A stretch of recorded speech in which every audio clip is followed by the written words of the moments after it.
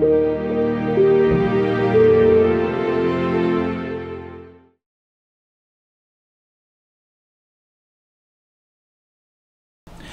in the book you advocate the idea of a concert of powers in East Asia as a guarantor of peace. Yes. Very much looking back to the Congress Yes, of Vienna. yes, yes. Could you explain that?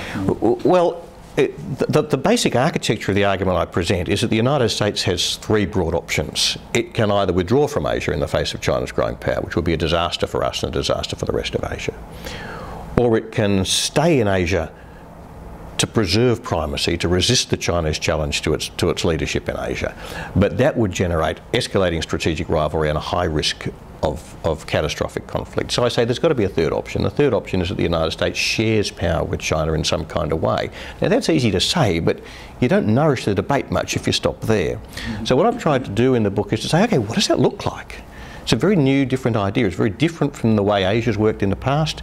It's very different from the way America has worked in the past, or for that matter, China.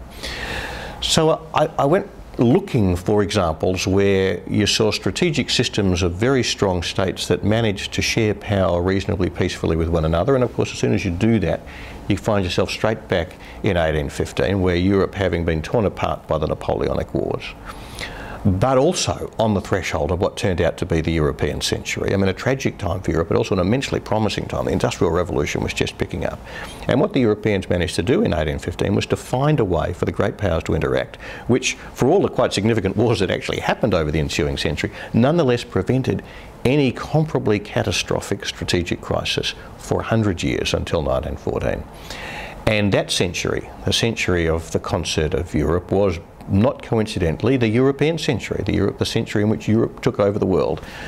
The century after 1914 turned out to be the American century, in large measure because the Europeans had mucked it up.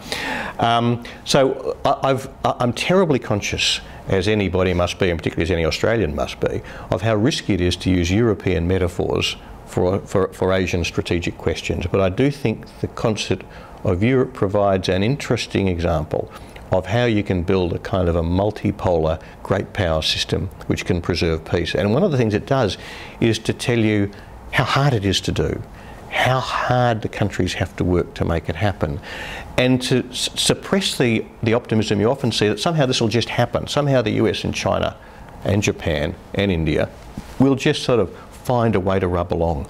That's not what happened. What has to happen is that the countries have to make a real effort between one another and back into their own countries, back into their own populations to address the nationalism in their own electorates.